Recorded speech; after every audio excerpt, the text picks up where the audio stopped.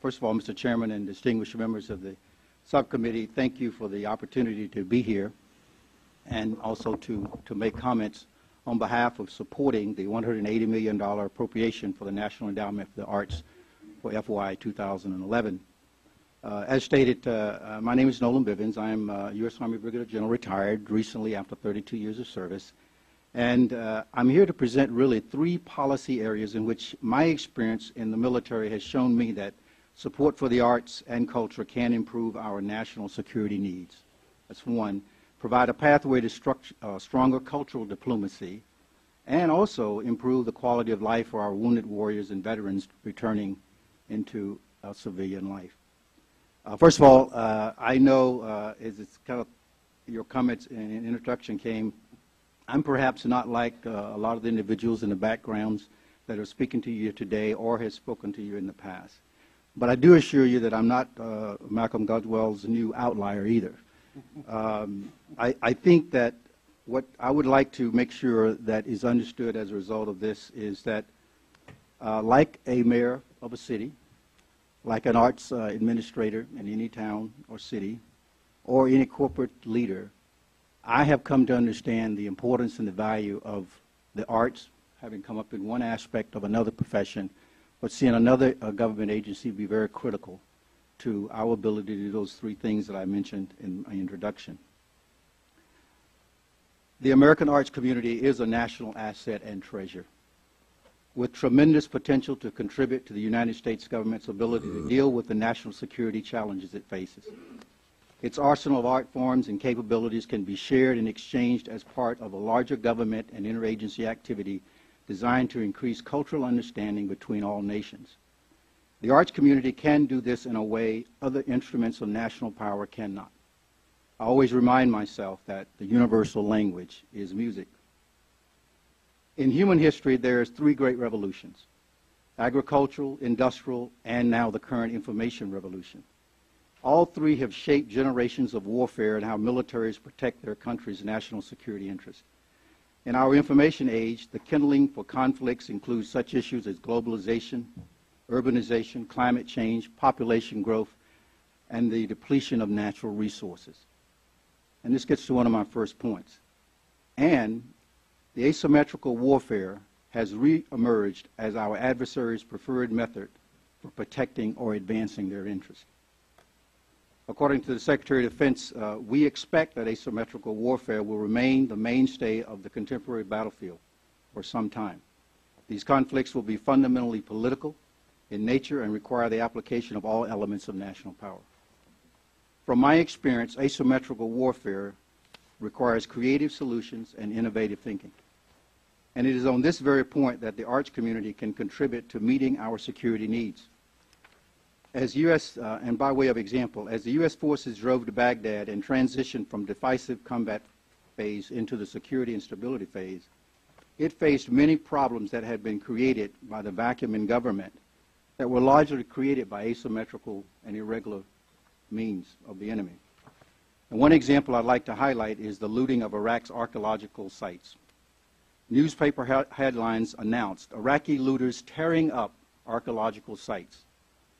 Their commentary included such comments as, after 2 days of looting, almost all of the museum's 170,000 artifacts were either stolen or damaged.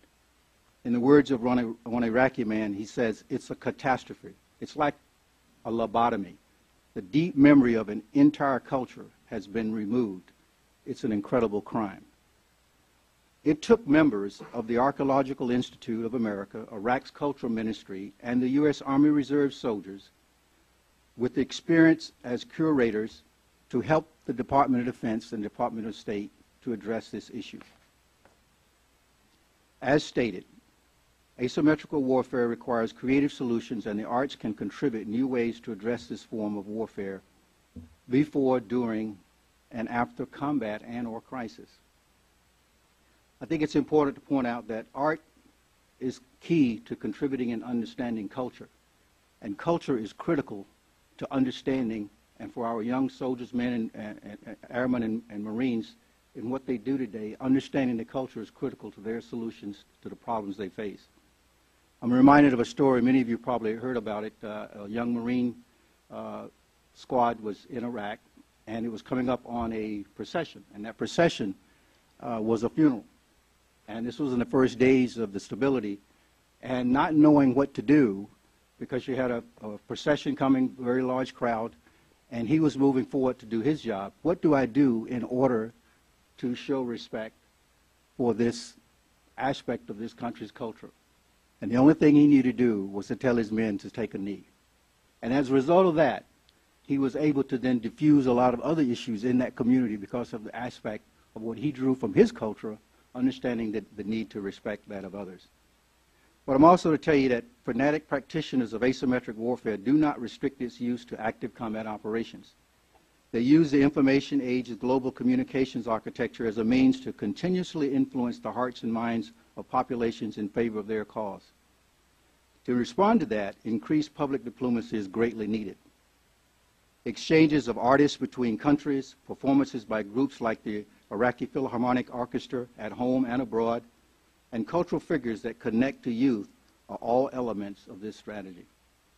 Support for arts through the NEA will help to strengthen our cultural assets in the pursuit of greater cultural understanding worldwide. Through cooperative initiatives, the National Endowment for the Arts brings the benefits of international exchange to arts organizations, artists, and audiences nationwide, and fosters international creative collaboration. Support for the arts and artists can help to bridge many common values that lead to peaceful resolution of disagreements as well as the sustainment of cordial international relations. Whether it's in combat operations in the CENTCOM's area of command and responsibility, or conducting security cooperation, what we call Phase Zero humanitarian activities, in either of the other 4 combatant commands regions, the U.S. militaries, other departments, and agencies have increasingly recognized that we need a whole-of-government approach in addressing the issues. The American for the Arts community can best contribute towards this cultural diplomacy during the Phase Zero operations. These activities are so valuable because they impact the lives of people, which in turn affect their attitudes and perceptions about other countries positively.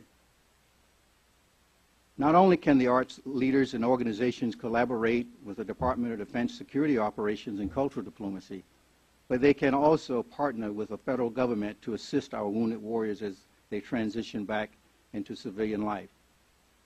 As I'm sure this subcommittee has heard in previous years, the National Endowment for the Arts began in 2004 what's called Operational Homecoming, to help U.S. troops and their families write about their wartime experiences. Also, NEA's Great American Voices featured 24 professional opera companies performing on 39 of our military bases across the country. Both of these initiatives were designed to connect high-quality arts experiences with our servicemen and their families and provide a sense of the community. I had a first-hand experience of this when I was a young general there at Fort Hood, Texas, and just getting back from Iraq, and I was going to take one of those annual hearing tests you have to take, so my wife could be confirmed that I do hear all the time. But as I was sitting in there doing this, the young lieutenant that was giving me my hearing test, she started talking with me. She said, "Hey, sir, can I talk to you about something?" We were filling a little time between the hearing booth. And I said, "Sure." She said, I sit in here all day long, and as I conduct hearing tests for individuals coming back from the conflict, sometimes it gets real quiet, and I don't know if they're, hearing what I'm doing. She said, but one day I was over, and I went to look inside of the hearing booth, and I saw the young man, and he was in there crying. That got my attention as a general. I said, "Oh, okay." So I said, "Well, what's going on?" She said, "Well, what I did is I opened the door, and we started talking, and he was really, for the first time in that quiet chamber, away from all the distractions, everything that he's experienced began to come back to him." And she said, I see that oftentimes, and I don't really know, so I'm asking you, what should I do? And I said, "Well, here's what you do. You refer them to the right medical organization to get that." So what started as a dinner, as I was transitioning out of the military with Bob here, I began to understand that there was a connection, because the professional music therapy at Walter Reed Army Medical Center helps wounded soldiers heal both emotionally and physically. And in addition, the NEA programs other elements of the government are doing to support that. The Federal Veterans Affairs Department coordinates the annual National Veterans Creative Arts Festival, which is really a culmination of talent competitions in art, creative writing, dance, drama, and music for veterans treated in VA's national health care system. Providing support through local community arts and cultural institutions sustain returning soldiers and veterans as they transition back into their family and community life. And by the way, artists are also in that community as well. So in conclusion, I've presented 3 areas in which my experience in the military has shown that support for the arts and culture can improve our national security needs and the quality for our wounded warriors and veterans transitioning into civilian life, as well as our cultural diplomacy. Our forces are adjusting to a new state of warfare, an asymmetrical threat that demands new and innovative approaches in responding. Protection of valuable and cultural resources, such as those looted in Baghdad museums, can go a long way in helping our forces maintain support among the citizens. Investment in cultural diplomacy during peacetime or times of strife can help prevent military intervention. Support for our veterans in their healing and post-service through creative outlets can help support their path and transition to a civilian life.